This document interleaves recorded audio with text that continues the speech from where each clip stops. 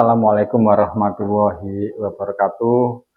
Waalaikumsalam warahmatullahi wabarakatuh. Berjumpa lagi dengan Geraha Mu'alaf TV, yaitu Yayasan Pembina Mu'alaf At-Tauhid yang berada di Jalan Mayangkara 21 Surabaya.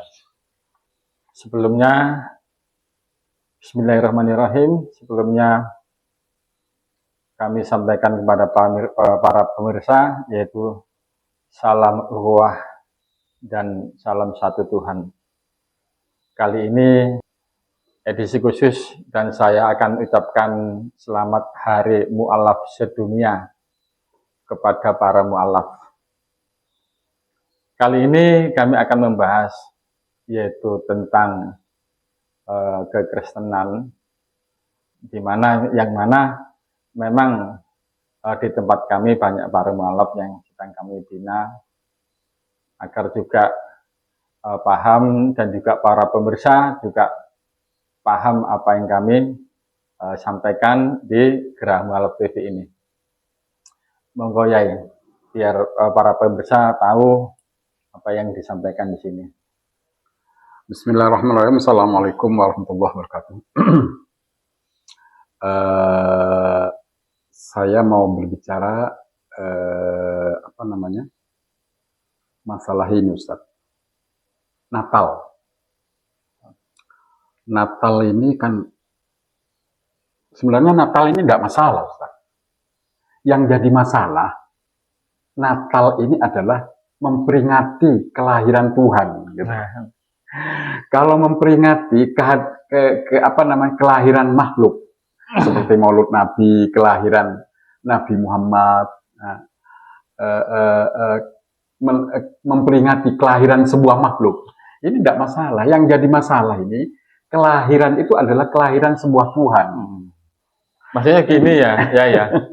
Kalau merayakan hari raya masing-masing agama tidak masalah. Iya, tidak masalah. Masalah ya. Yang jadi masalah itu di sini merayakan hari ulang tahunnya Tuhan gitu ya. Iya, kelahiran Tuhan. Nah, itu yang sangat kontra dengan keimanan Muslim gitu. Iya, gitu.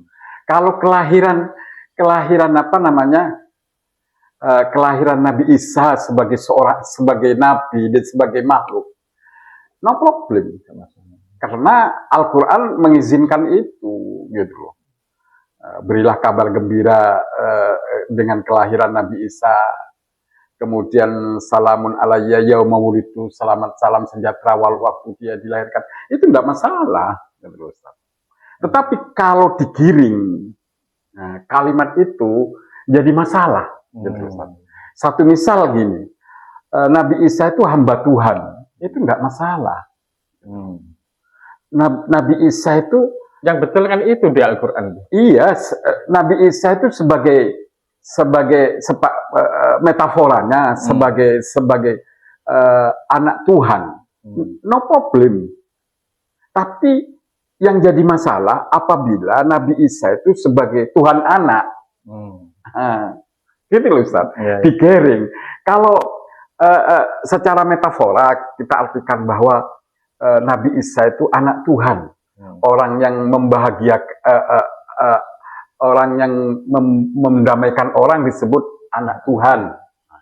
Orang yang damai anak Tuhan, kan tidak masalah. Tuhan itu sebagai identik pengayom, roh pelindung, sebagai bapak. Satu misal metaforanya itu bisa diterima.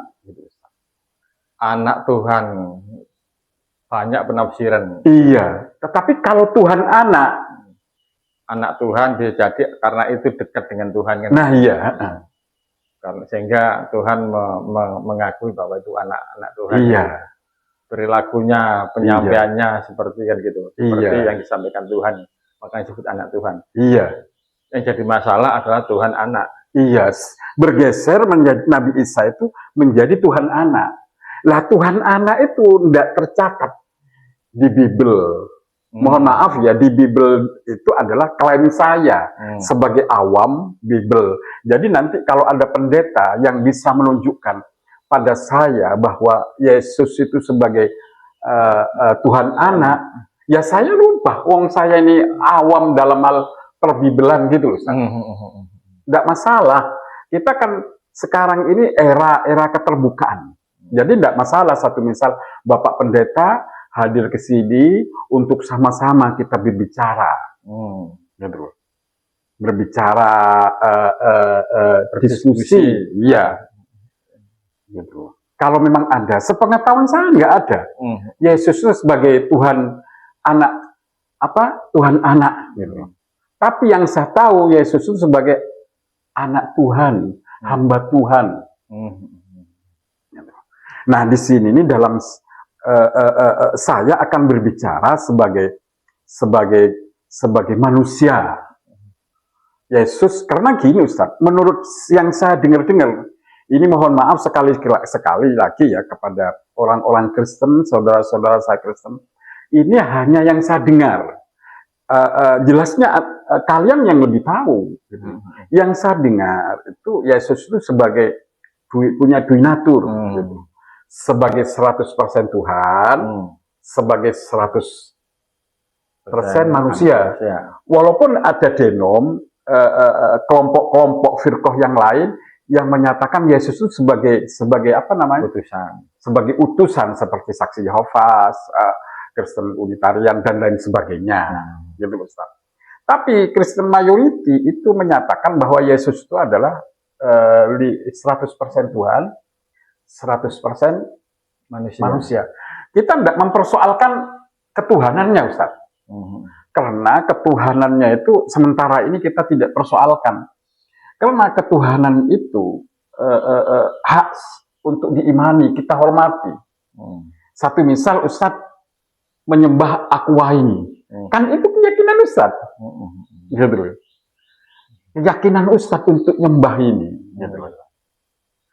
Cuman yang perlu yang di sini yang ditanyakan saya bukan keyakinannya orang Kristen itu adalah saya ingin tahu sejarah Yesus itu secara manusiawinya.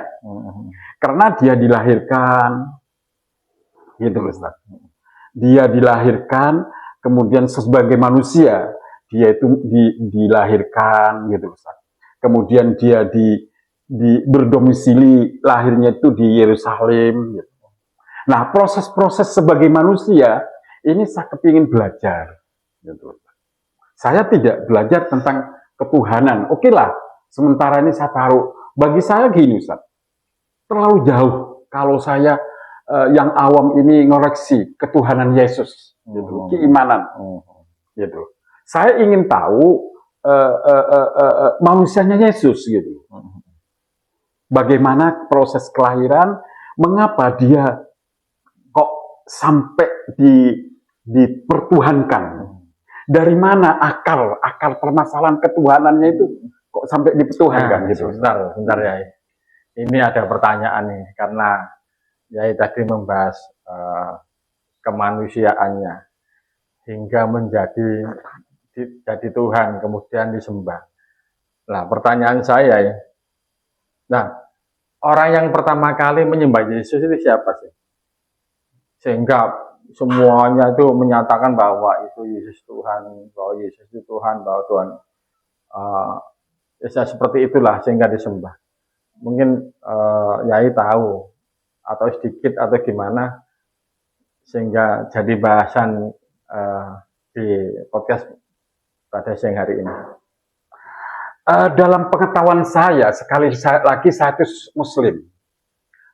Kebetulan saya itu menjadi pembina Yayasan Muslim, Yayasan YPMA, Yayasan Pembina Mu'alaf At-Tauhid. Iya. Tentunya saya tidak sepandai aslinya orang Kristen, Ustaz. Mungkin apa yang saya jelaskan ini perlu klarifikasi nantinya. Yang saya tahu, orang yang pertama kali menyembah Yesus dan menyatakan ingin menyembah Yesus itu adalah orang Majus. Orang Majusi. Loh, ada buktinya kalau itu? Lah ada.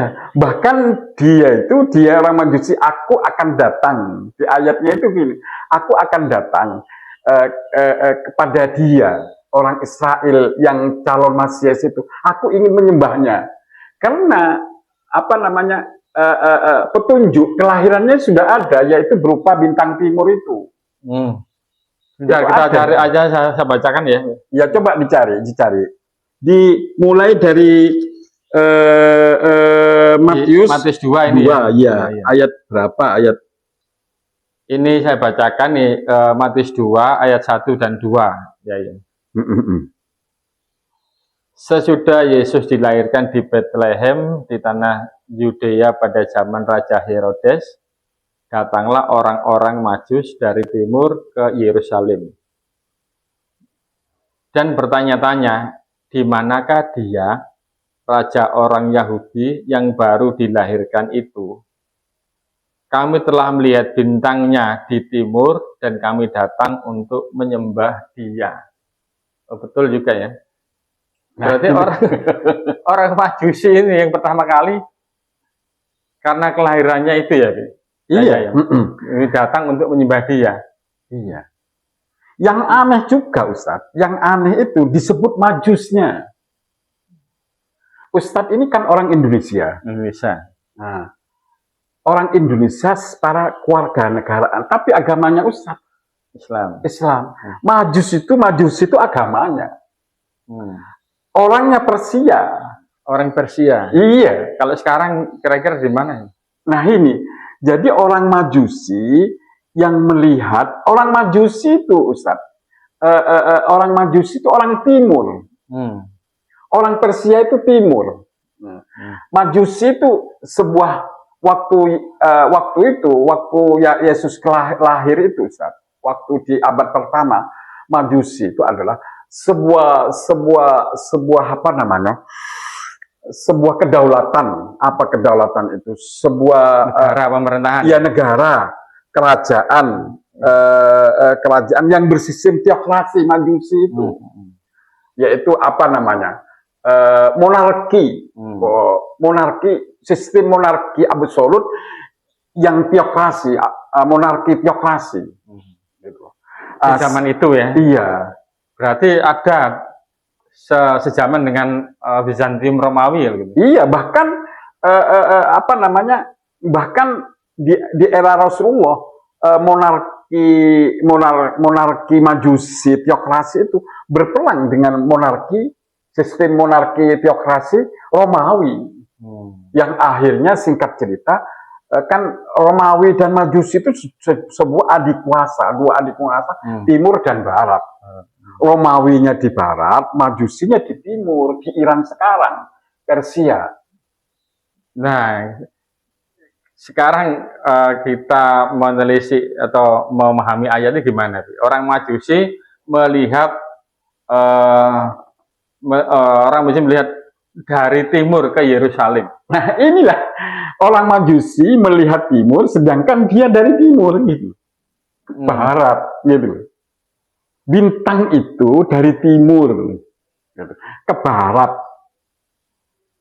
Majusi itu ke barat. Orang Majusi melihat bintang yang muncul dari timur. Dari timur. Iya. Nah, orang Majusi sendiri menuju ke barat. Kemudian dia kembali ke timur, gitu Ustaz. Tidak jadi mengunjungi Yesus itu karena nanti ditakut dibunuh. Tapi ada yang bilang jadi. Gitu. Wallahu a'lam, kisah itu nanti mungkin yang bisa menjelaskan dalam hal ini Bapak Pendeta. Tetapi yang jelas, kok bisa gitu orang Majusi, tokoh-tokoh Majusi, orang ahli perbintangan yang justru ingin menyembah Yesus. Padahal kita tahu Majusi itu adalah Majusi itu dikenal bukan agama Samawi, Ustaz. Walaupun sebenarnya menurut pribadi saya agama Samawi karena dulunya adalah semacam agama tauhid yang bergeser karena berhubung waktu menjadi agama Majus yang menyembah api itu, gitu Ustaz. Bentar ya. Monggo. Ini orang Persia ya. Persia melihat bintang timur, berada di timur. Tapi Yerusalem di tempatnya Yesus itu baratnya kan gitu. Iya. Kan gitu ya. Nah, ini perlu kita kan nggak bisa jawab ya. Ini barangkali teman-teman yang Bapak pendeta atau yang Kristen bisa menjawab ini nih, bisa menjelaskan ini. Bisa menjelaskan. Hmm. Nanti kronologinya itu penjelasan, kemudian berarti kalau demikian bintang itu dari timur menuju ke barat, Ustaz. Menuju ke barat. Tapi di sisi lain saat orang Majusi itu pergi untuk mengunjungi Yesus, bintang itu telah mendahului orang Majusi itu ke timur. Jadi ini mungkin bisa saja kan ini hak mereka untuk mungkin karena kita itu Muslim ketidakpengertian. Tetapi saya yakin orang Kristen, terutama Kristen Eropa sekarang udah terbuka, Ustaz. Saling keterbukaan, ada kritik terhadap Islam, ada kritik kepada Kristen. Kita di era sekarang ini terbuka. Keterbukaan ini antar agama, antar penganut agama, membuat kita itu lebih memahami orang yang mengkaji perbandingan agama lebih toleran, lebih menghargai gitu, terhadap perbedaan-perbedaan agama. Nah ini mungkin saya harapkan teman-teman Kristen, pendeta, ayo kita bicara, diskusi. Mungkin diskusi ini yakin tidak akan selesai dalam satu hari,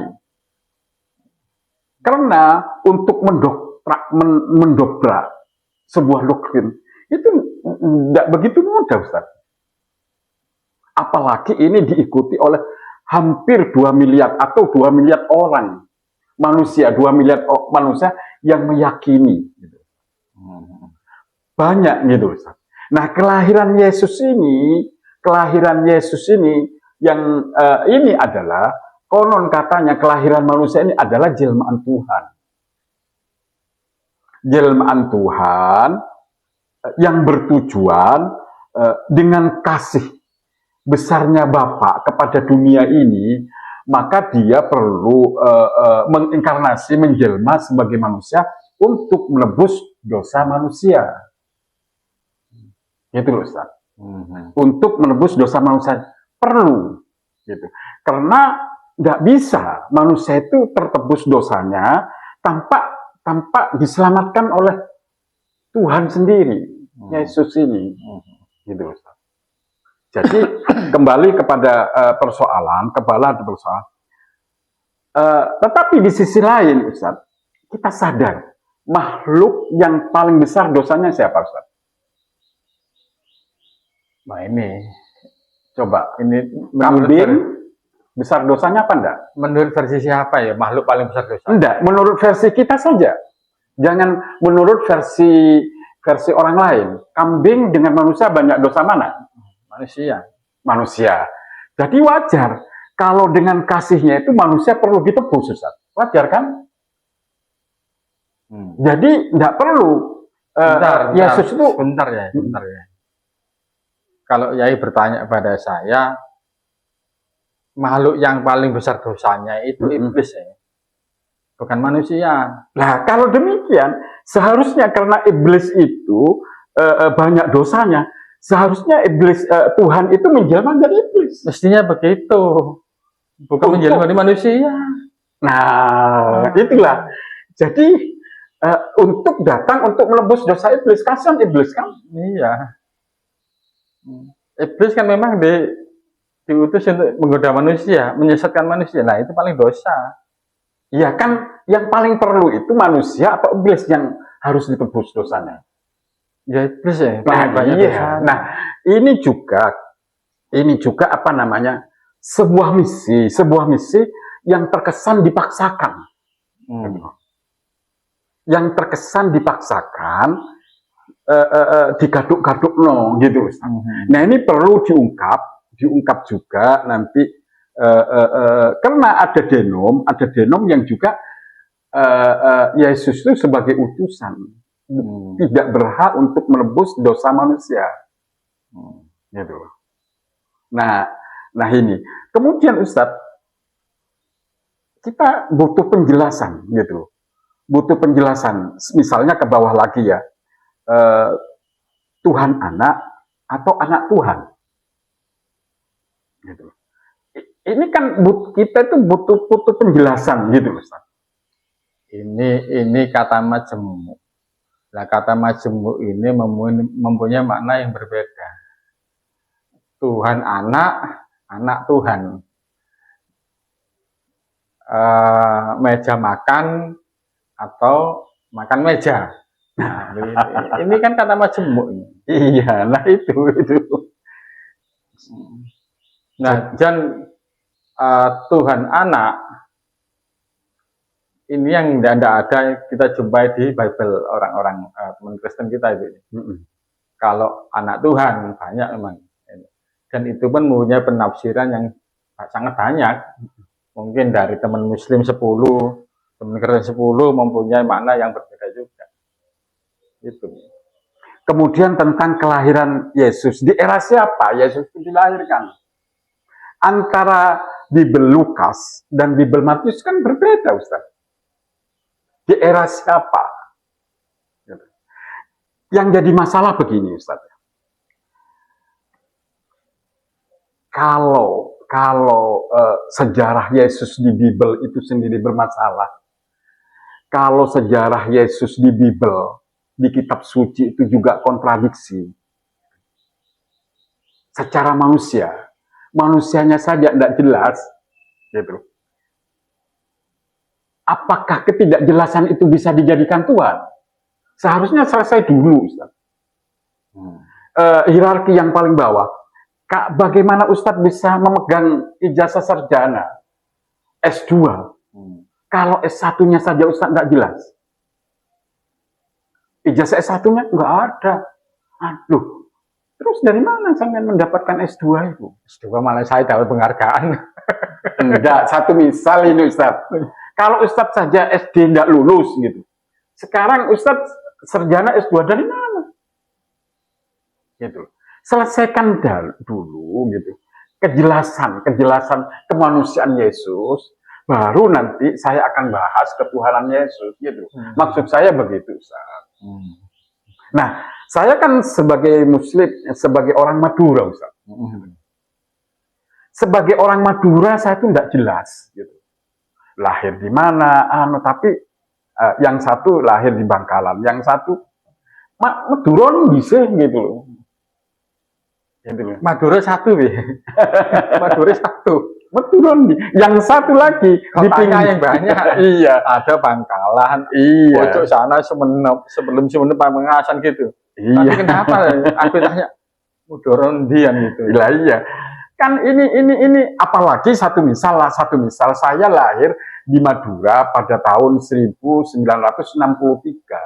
Tapi di sisi lain ada keterangan bahwa saya lahir 4 abad sebelum itu. Satu misal begitu. Saya lahir tahun 1780 sekian di era Belanda. Kan ini jarak kelahiran yang amat jauh ini berbeda gitu loh, Ustaz. Satu misal. Jadi sebenarnya sejarah saya itu mana? Tidak masalah, Ustaz. Apabila kitab itu tidak disakralkan. Bukan diklaim sebagai kitab suci. Anggap saja itu kecelakaan sejarah dan terjadi kontradiksi di dalam sejarah. Tetapi kalau sejarah itu diklaim sebagai kitab suci yang dibimbing oleh Tuhan, gitu, yang tidak akan salah, nanti dulu gitu, Ustaz. Satu misal ini kelahiran Rasulullah SAW. Ini kan hari Senin, secara mayoriti, jelas. 12 Rabiul Awal. Datanya memang jelas ada. Tetapi ada kaum minoritas, umat Islam yang minoriti, mungkin bukan hari Senin, itu tidak masalah. Kita menganggap pendapat yang terbanyak, yang masyhur itu kita ambil. Karena itu bukan kitab suci, bukan yang hierarki yang ada paling tinggi. Tetapi kalau itu kitab suci yang sakral, nah nanti dulu gitu. Apa perlu Bible itu tidak disakralkan? Anggap saja, bukan sebuah, nggak bisa ngomong begitu. Wong itu bukan kitab Muslim, bilang nggak sudah kalangan gimana? Gitu, Ustaz. Ya, nggak bisa, Pi. Ini Nggak kan bisa. masalah iman juga. Iya, kan kita harus menghormati. Gitu. Ya. Nah ini loh Ustaz. Hal-hal demikian ini perlu apa namanya? Perlu kajian di antara sesama umat beragama untuk mencapai perbandingan. Kenapa Ustaz? Saya sebagai pembina YPM At-Tauhid perlu membuka perbandingan agama, perbandingan ilmu pengetahuan. Agar gini Ustaz, otak manusia itu dipengaruhi oleh kebiasaan. Oleh kebiasaan. Kalau kebiasaan saya ini, songkok ini berwarna merah Ustaz, dan itu diterangkan selama berabad-abad lamanya, maka ini berwarna merah gitu Ustaz. Maka YPM lebih setuju kepada konsep yang diajarkan oleh Profesor Wakil Pendidikan itu Ustaz, siapa namanya? Stella Christy. Ya itu Profesor yang konsep pendidikan kita itu adalah sistem thinking, yaitu sistem yang menerima sistem lain untuk dibandingkan, kemudian ditentukan sistem yang mana. Sebentar ya, kita kembali tadi ke orang yang pertama kali menyembah Yesus tadi ya, orang Majusi ya. Abi mungkin pernah baca atau belum ya? Apakah ada dalil di dalam Bible itu yang bunyinya begini, sembahlah Yesus atau gimana? Atas perintah siapa teman-teman Kristen itu menyembah Yesus? Ada enggak? Ada perintah enggak? Kalau nanti merujuk atas perintah Paulus Ustaz. Nggak ada, tapi dalil mungkin ini kalau atas perintah Yesus nggak ada. Sembahlah apa namanya? Tapi sembah itu sendiri dimaknai beda-beda. Nah, ini menjadi diskusi juga barangkali nanti teman-teman pendeta yang sudi berkunjung ke kita untuk diskusi di Yayasan Pembina Mu'alaf At-Tauhid di sini bisa lebih indah lah, karena dikunjungi pendeta dan mau berdiskusi dan menjelaskan itu semuanya. Boleh. Kan tapi gitu. Boleh kan? Jadi begini Ustaz, mungkin bisa saja itu YPM menganggap dirinya superior. Superior. Kenapa enggak YPM saja yang datang ke pendeta? Bisa juga ya. Kok pendeta suruh datang ke sini? Memangnya apa YPM nyuruh-nyuruh?